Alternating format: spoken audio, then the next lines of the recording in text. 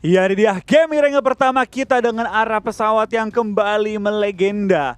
Dari Milta Power menuju ke Primors ini akan menjadi cukup sulit ya bagi tim Morph ya untuk terbang ke arah Gergopol. Harusnya dia bakal scraping di kiri-kiri Pulau Erangel, lalu dia naik kendaraan ke arah Gergopol kalau memang circle-nya pindah ke arah atas ataupun ke arah tengah. Kalau kepindah ke arah kanan, dia bakal langsung rotasi dari arah ujung-ujung Pulau Erangel. Harusnya gitu ya? Harusnya. Atau mereka pengen pakai strategi lama, turunnya di Milta Milta Power. Power. Tapi Bisa tabrakan juga sama T1. T1 iya, dan resiko sih. Resiko banget. Menurut gue apa yang bener udah turun di pojok-pojokan kiri, itu juga looting udah jauh cukup banget untuk tim-tim bermain. Dan gue rasa itu bakal jadi cukup enak sih bagi tim Morph ya. Kalau dia pengen lanjut bisa ke atas, kalau dia pengen langsung rotasi boleh. Ada pergantian ya, Flo? Apa tuh? No Mercy, Frenzy, Zai sama Jaxi. Berarti Zabrol. Zabrol berubah kali ini ya? Zabrol berubah menjadi Frenzy untuk match kali ini. Dia ini ya, Henshin berarti ya? Yoi, berubah dulu. Karena kan keuntungannya sebuah tim punya banyak player itu ya mereka bisa melakukan sub-sub dari tim-tim dari playernya mereka untuk dimainin tuh siapa aja gitu. Strateginya harusnya lebih bervariatif sih. Betul. Wah, circle-nya Erki cabut. menguntungkan cuy. RRQ cabut. RRQ nggak di... Wah iya. RRQ ngalah men. RRQ Primorsk. RRQ ngalah men. Pindah ke Primorsk. Mungkin ini bukan ngalah sih. Tapi lebih ke daripada kita gontok-gontokan. Sementara poin mereka masih belum terlalu nyaman di puncak karena masih bisa dikejar sama Bigetron dan juga sama Box Gaming.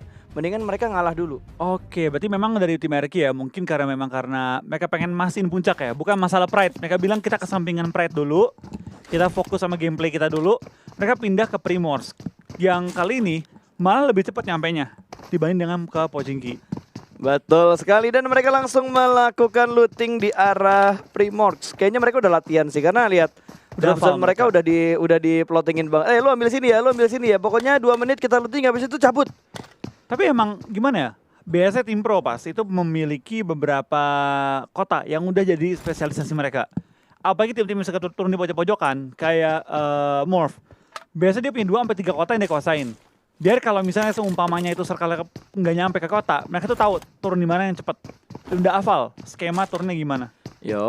Dan terbukti banget. Kita lihat tadi RRQ, terus kita lihat Morph juga pernah turun di Milta Power, dan juga Gergopol ada 2 kota, terus Valdus sebenarnya masih bermain di arah-arah sekitar Rozok juga, di tempat Rozok dan di bangunan kanan yang sekarang lagi ditempatin sama Martin. Bertetanggaan juga sama tim KOG yang mengambil daerah apartemen school dan juga ngambil schoolnya. Lalu OR yang main scrappingan juga di arah sekitar-sekitarnya school. Karena kedua tim ini juga pernah bertemu juga, Valdus dan juga OR waktu itu, ketika garis pesawatnya tidak sampai dan ternyata OR sama Valdusnya malah ribut di awal-awal. Betul, malah bonyok-bonyokan jadi ya. Dan itu menjadi early game yang kurang baik untuk dua tim. Dan harusnya banyak tim yang hindarin early game fight ya. Kecuali mungkin beberapa tim kayak T1 yang memang nyari poinnya dari awal-awal. Langsung bunuh-bunuhin orang di awal-awal, bikin mereka takut di awal-awal. Betul, sebenarnya tim yang paling random yang gua tahu ya di turnamen ini itu Nova sih. Nova tuh serambangan banget, pokoknya semau mereka aja dah, turun di mana dah. Pochinki ditabrak, San Martin ditabrak, terus mana lagi kemarin yang ditabrak tuh?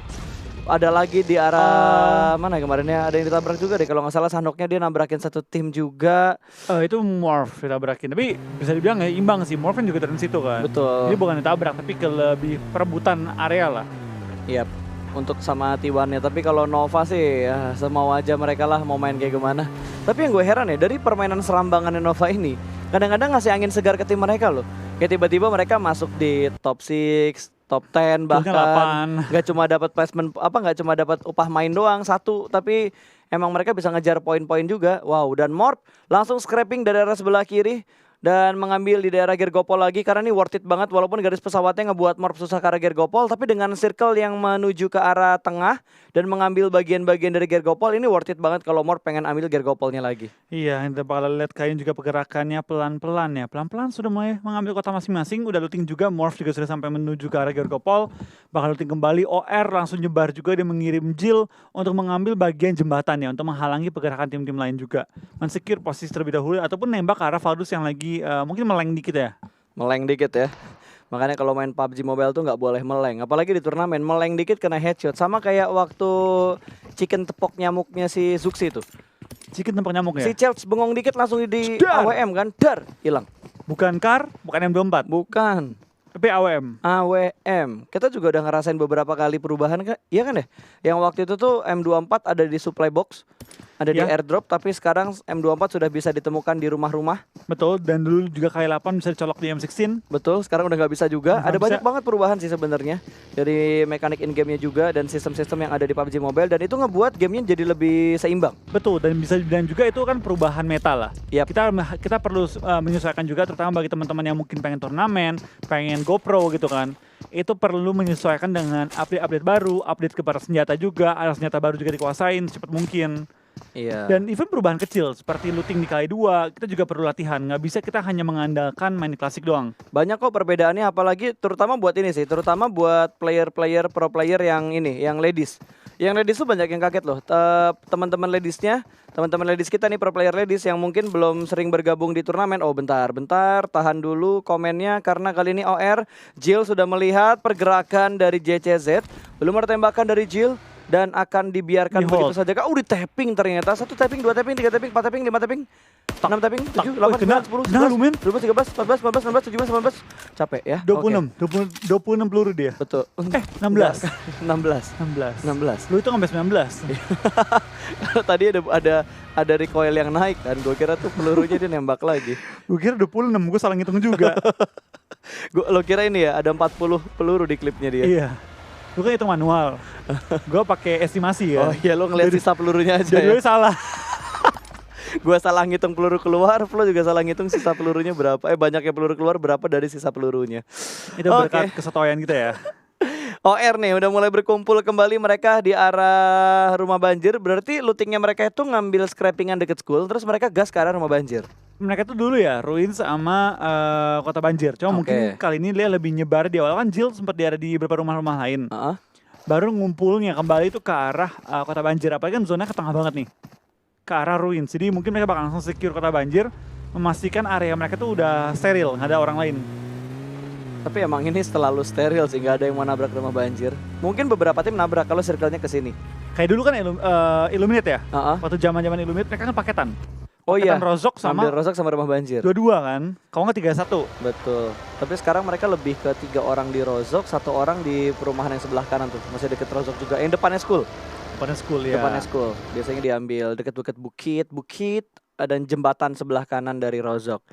TSM juga sudah mulai melakukan pergerakan mereka. Mereka bakal ambil rumah yang biasa dikontrol sama OR dan kemungkinan besar ini bakal bertemu sama Morph Team.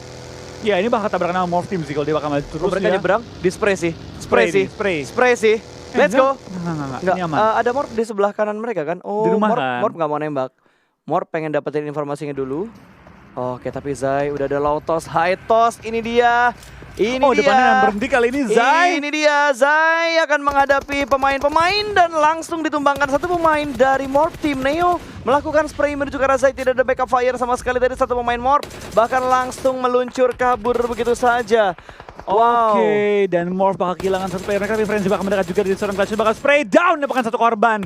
Jaxi tertunduk juga ke arah tanah kali ini, di mana Jaxi kena headshot. Frenzy bakal nembak, tapi bakal tumbang juga pada kali ini. Tinggal Jaxi berarti yang tersisa di rata. Morph langsung dipulangkan menuju ke arah lobby di urutan ke-16. What happened, man? Oke. Setup yang tidak rapi tadi dari Morph Team untuk melakukan fight dengan TSM. Kelihatan banget tadi ketidaksiapan untuk war-nya. Betul, padahal notabene ya dari tim Morph yang nyampe duluan ke area tersebut. Harusnya Betul. dia yang lebih siap untuk fight ketimbang dari lawannya. Ya, kalau tadi Morph ngambil daerah pegunungannya dulu harusnya bisa sih tadi Flo. Ngambil pegunungannya lebih bebas buat nge-spray ke arah TSM-nya. Iya, atau nggak ambil rumah jamurnya. Yap. Jaga jembatannya. Karena tadi pas agak kebuka tuh mapnya gue ngelihat kayak wow, berarti mereka ngambil rumah jamur. Berarti mereka tuh ngelewatin rumah jamurnya dan lebih milih untuk ngambil di ujung jembatannya. Tapi bukan yang di bagian rumah jamur, di bagian high ground deket pegunungannya. Iya, ini bakal ya jadi perjalanan yang cukup berat bagi Morph, tapi masih optimis gue. Gue masih optimis banget untuk Morph ya. Berarti mereka cuma dapat 1 poin nih. Poin yang mereka kejar masih banyak nih Flo, 125. Berarti mereka butuh main sangat gemilang lagi. Iya. 4 game berarti segame 30 poin lah kurang lebih. Wow, 30 berarti harus chicken dan 10 kill. Tiap gamenya? Tiap gamenya harus ada match brilian yang dimainkan oleh Morph kalau mereka ingin lolos ke babak final league. Dan kali ini dari Microboy cukup low HP barnya dia dan harus melakukan healing terlebih dahulu. Sudah bertemu dengan beberapa tim lain untuk tim Bigetron, namun belum ada poin kill terlalu banyak mereka kumpulkan di match pertama hari ini. Iya, kita bakal lihat kayak ini pergerakan dari tim Nova juga ya. Tim yang lagi balapan juga menuju ke slot terakhir yang dipegang oleh RCS kali ini. Dapatkah mereka membalap Morph, atau kita bakal lihat mungkin ya dari Morph bisa comeback kali ini. Wah, GG TSM galak banget cuy. Mereka bakal usir Yudunya lagi. Satu mobil sudah mulai terlihat. Kali ini Wasa bakal melakukan rotasi ke arah sebelah kiri. Ditembak oleh Clutch God, namun belum ada tembakan balasan. Dan sepertinya dari Yudu akan merelakan satu pemain mereka yang sudah terjebak. 3 pemainnya lebih milih untuk rotasi dan mengamankan diri. Diledakkan mobilnya. Ini akan menjadi poin tambahan lagi. Menjadi poin kelima untuk tim TSM. Mereka akan mendapatkan bonus-bonus kill lagi di tempat yang sama setelah mereka meratakan 4 pemain dari Morph Team. Ya, kita bakal pergerakan juga kali ini pelan-pelan dari tim TSM bakal ngeratain beberapa anggota tim Yudu. Yudu tampaknya lumayan terjepit juga oleh pergerakan tim TSM. Man Parang dan juga kawan-kawannya 3 orang lagi akan coba bertahan melawan tim TSM berada di ujung. BTR merebut tempatnya KOG kayaknya. Betul. Ya, direbut tempatnya KOG. Valdus ini pengen set up, tapi malah tembak oleh T1 juga. Dijepit Valdusnya di tengah-tengah open field ruins. Betul, dan di kirinya ada Ulu itu ya. Di kirinya ada Ulu juga. Ini bener-bener posisi yang open banget buat tim Valdus. Bahkan kali ini Luxi juga berhasil mendapatkan satu pemain dari Valdus. Masih tertutup karena ada gundukan di arah sekitarnya Valdus. Belum ada setup push yang dilakukan oleh Bigetron karena mereka ingin mengamankan posisinya terlebih dahulu. Smoke setup sudah mulai dikeluarkan. Masih ada spray through the smoke dari Luxi. Dan ada Zuxi yang ingin nge-backup dari sebelah kanan. Namun ada backup fire dari tim Valdus. Dan ada T1 juga di arah perbukitan Rozok yang udah mulai join fight antara BTR dan juga tim Valdus. Iya, kita bakal kayaknya pergerakannya juga pelan-pelan dari tim Valdus ya. Mereka lagi berusaha untuk set up kembali, healing terlebih dahulu, dan Godard lagi berusaha untuk revive. Tapi dapatkan revive, tampaknya yes. Dari smoke yang mereka lempar, udah mulai habis juga dan bakal tembakin kembali oleh T1. Free shoot ke arah Martin, bakal tumbang lagi Martin. Tapi Andrew bakal langsung memberikan tembakan balasan kepada seorang missile. Tapi nggak akan menumbangkan lawannya. Ini kebuka banget sih. Posisi yang dipunya sama Valdus nih nggak enak banget ya. Nggak enak banget men. Sampai gua ngantuk sedikit tadi ngomongnya. Karena posisi mereka udah ke sandwich sama 3 tim.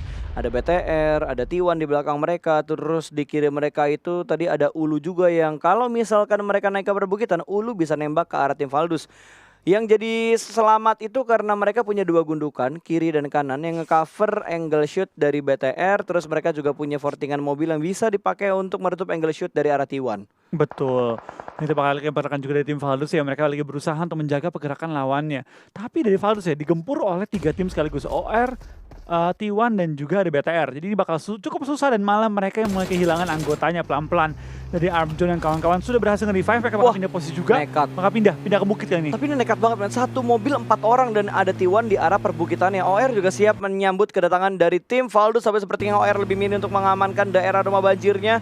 Valdus akan naik ke arah perbukitan dan sepertinya akan bertemu dengan pemain T1 yang ingin melakukan rotasi. Mobil bakal ditembak dari arah belakang, meletup sudah balon hijau dan sepertinya menjadi poin pertama untuk Valdus. Beraninya Valdus, gila banget. Mereka majuin dengan 1 kendaraan doang dan langsung naik berempat. Tapi kita bakal dari Valdus bakal panik juga, tembakin, dan kita bakal fight kembali oleh Ulu dan juga KOG di daerah rumah kuning kali ini ya.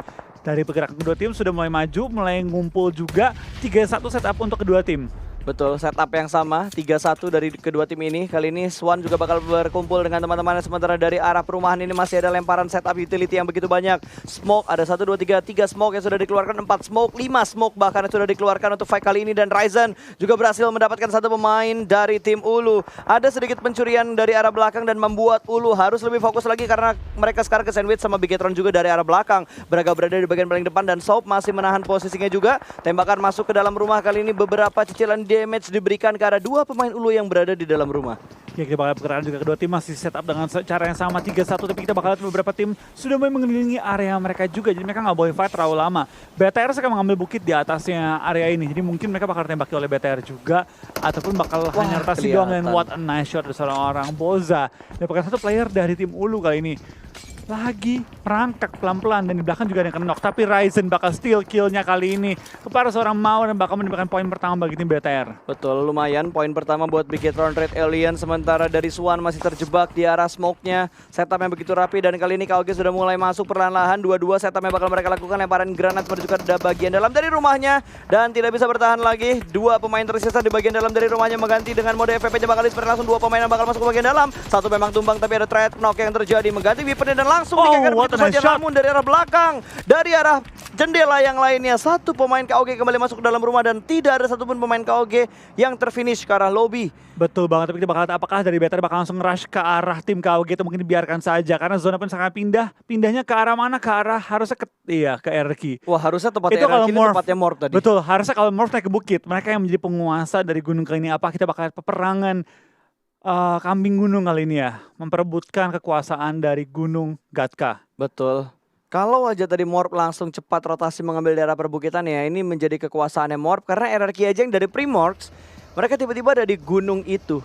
Di gunung kembar yang ada di Erangel. Berarti dari tim RQ ya? Nggak salah mereka tinggalin Pochinki. Betul, tidak salah. Daripada mereka fight duluan sama Nova kan, terus misalkan RRQ-nya tusun dan dibalap lagi sama BTR, RRQ mendingan milih, ya udahlah kita ngalah dulu aja dari Pochinki, ambil dulu tempat yang lebih enak supaya kita rotasinya juga lebih nyaman nantinya. Dan terbukti mereka dapetin center circle untuk di zona keempat. Iya, kita ngomong-ngomong masuk ke center circle dari tim OR masih harus berjuang di luar blue zone. Ini ya bakal langsung maju oleh Jill juga, bakal nabrak ke arah Valdus, bakal diterobos aja lah anjay. Dan Jill bakal tembak dan bakal tumbang. Apa yang dia lakukan tadi ya? Wow, terlalu gua ngerti buru-buru, lagi. men. Dua orang, kali men. ini. Terlalu buru-buru dari tim OR. Kayaknya healing mereka habis deh.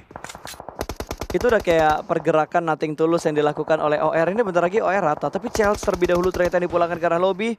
Dan OR sepertinya juga akan menyusul menuju ke arah lobby. Berarti sudah ada 1, 2, 3, 4, 5 tim yang dipulangkan ke arah lobby. Bentar lagi 5 tim. 4, baru 4 ya. 12 ya, baru 4. Harusnya 5 tim sih bentar lagi. Nah kan, Iya. KOG nyusul tiba-tiba. Ini banyak yang bakal terkikis dengan cepat ya. Betul. 5 tim langsung hilang begitu saja menuju ke arah lobby. Morph yang pertama, yang 4-nya dempet-dempetan, silih berganti. Sementara dari TS juga sudah mendapatkan rumah yang biasanya diambil sama Bigetron. Nova juga akan menyusul menuju ke arah lobby. Main cepet banget. Cepet banget di circle 4 tiba-tiba menyusul 5, 6 tim bahkan pulang ke arah lobby. Bahkan Valdus juga menuju ke arah lobby. Wow, cukup cepat. 7 tim tiba-tiba.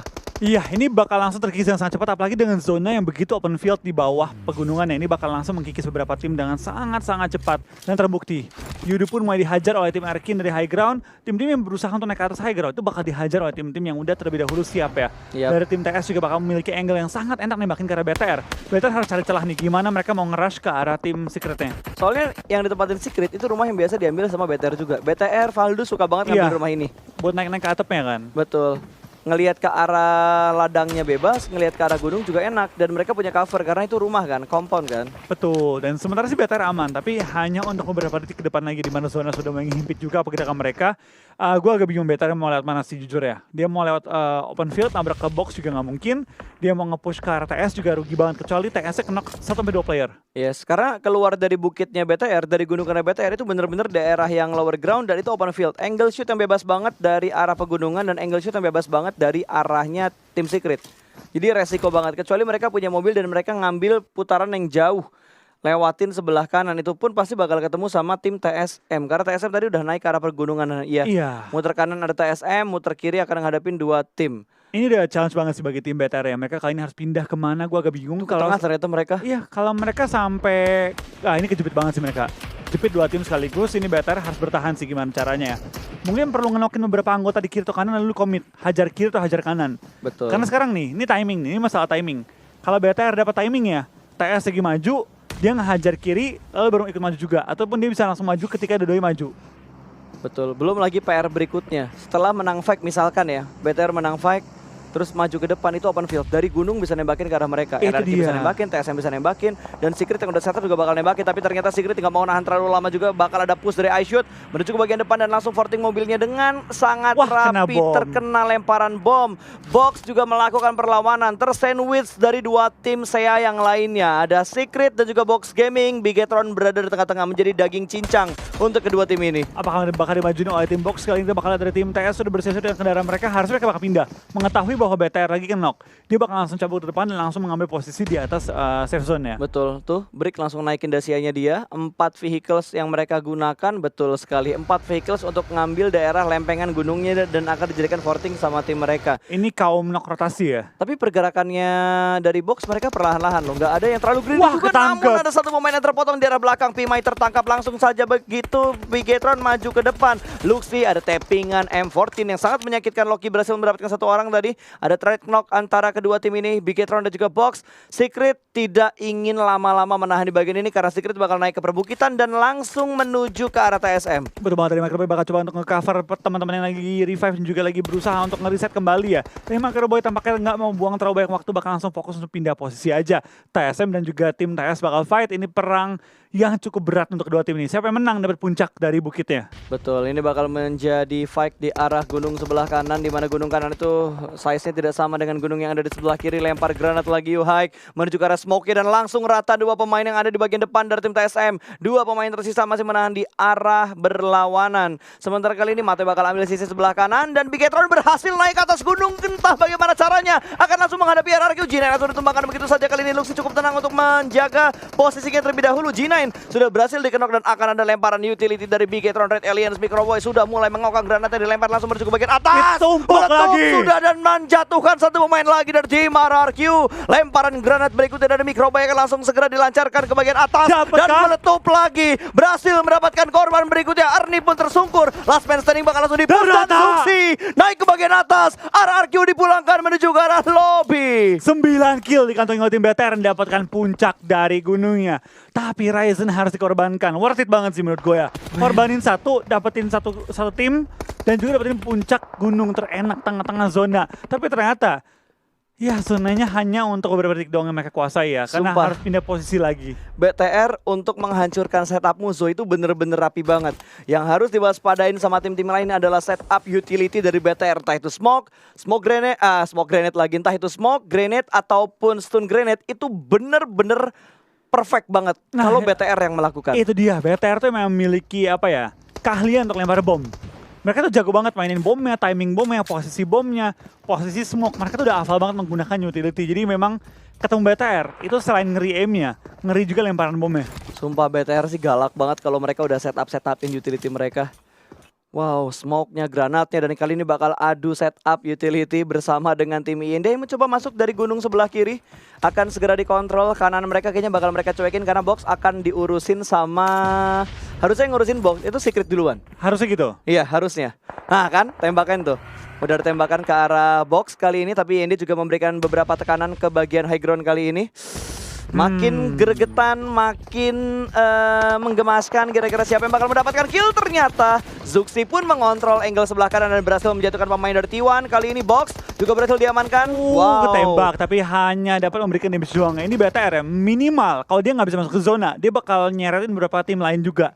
Minimal dapetin kill yang cukup menutupin poin mereka ya. Yap, tapi mereka bakal mendapatkan kontesan baru karena IND bakal paksa masuk menuju ke arah pertahanan dari Bigetron. Dua pemain berada di lempengan sebelah kiri dari IND. Microboy menjaga stepnya dengan sangat baik. Box juga sudah mulai maju, sepertinya Zuxi sudah tidak bisa diselamatkan lagi. Ada lemparan granat lagi dari Luis. Dan Zuxi tertangkap dari arah belakang. Ada Trains yang mendapatkan angle shoot. Kali ini ke arah Bigetron. Microboy pun lagi pengen mundur, ada yang nge-push dari tim IND. Ada close combat kali ini. Luxi harus menghadapi satu pemain di bagian high ground. Satu sudah berhasil diamankan, ingin langsung dipulangkan menuju ke arah lobby. Poin tambahan untuk Bigetron Red Aliens kali ini. Backup fire dan body system yang cukup baik juga dari IND. Namun sayang tiba-tiba banget. satu pemain dari bagian puncak tidak terlihat oleh Luxi dan membuat Luxi tersingkir. Bigetron harus puas di posisi ke-6. Iya berbalik, tapi dengan posisi ke-6 dia membawa pulang total 11 kill pada game kali ini ya. Kurang lebih Ricky Athena dikejar sebanyak 10 poin, tapi Box Gaming dia masih bertahan. Kalau Box Gamingnya sekarang mati nih, sekarang banget dia mati, BTR kembali ke nomor 2. Betul. Oh, ini bakal dilompatin jump shoot. Oh enggak, jump shoot beneran tapi kontrol ke kanannya sedikit terlambat. Namun ada bantuan di damage dari Blue Zone tadi dan Slayer yang memenangkan fight. Betul, ini BTR resmi sudah kembali ke nomor 2, tinggal mengejar Athena yang jaraknya kurang lebih ada 20 poinan lah. Betul. Ya, Dan 20 poin tadi kali ini. bener-bener dihantem. Dia lagi pengen ngejar poinnya Athena dan Athenanya dihajar sama BTR. Perfect timing. Rivalitas yang benar-benar kuat antara BTR dan juga RRQ. Udah rival 2 tahun ya mereka Bener, ya? itu rival 2 tahun banget sih. Hajar-hajaran di painan lah, Kejar-kejaran poin. kejar-kejaran poin. Itu 2 tim yang wah. Wah, Matoy juga bakal kabur, tapi tim IND bisa bakal tumbang juga, tinggal menyisakan 1 player lagi yang bertahan dari tim IND. Yudu masih di bawah dengan sangat nyaman menjaga sisi lower ground juga. Tapi Manparang bakal terkena bom dari seorang Yeonjun, menyisakan 1 player doang tersisa untuk menjaga poin dari tim Yudu. IND sudah mau revive pelan-pelan tapi dimajuin sama tim Secret, bakal dimajuin dan dipulangkan ke arah lobby, tapi Drex bakal dapatkan poin tambahan ke arah tim T1. Tinggal 2 tim lagi tersisa, tim TS dan juga kali ini ada tim Yudu. Harusnya Secret. Harus sih, udah logika sih. Harusnya Secret. 4 lawan 2 high ground advantage. Apalagi satu pemainnya lagi bonyok kan, harus reset dulu, harus healing dulu. Setelah merevive langsung ditinggalkan menuju ke arah belakang. Manparang masih melakukan healing, healnya sukses, tinggal di boosting aja. Masih ada 4 energy drink yang ada di backpacknya dia. Yuhaik bakal mengatur angle sebelah kanan, sementara Matoy akan memberikan informasi Ini dari bagian high ground. Tinggal sabar aja, paksa dari tim Yudunya keluar di pertahanan mereka menuju ke arah safe zone. Betul. Lalu Bradelin, tapi kita lihat ya, apakah dari tim Secret ya, bakal coba untuk bermain agresif atau bermain pasif aja kali ini? Yes, karena apapun yang dilakukan sama Yudu akan sangat mustahil kali ini. Ya, mereka nggak di zona, mereka harus masuk 4 pemain Secret semuanya dalam zona. Mimpi buruk apalagi yang menimpa Yudu untuk kali ini. Betul, ini Yudu kalau gue main ya, mending gue mati sama zona ya udah. Ini Iya. susah banget, karena gue Nggak ngasih poin ya. betul, karena gue terlalu open nih, gue lari terlalu open, gue juga berada di blue zone, gue mending nggak usah kasih poin ke musuh. Ya, tapi sepertinya Yudu ingin nothing tulus bergerak. 1 pemain mereka, Yuhaik, mendapatkan Manparang. Last man standing ini bakal menjadi Chicken dan Drex kayaknya bakal lebih memilih mati dari zona. What? Nggak, dia mati zona.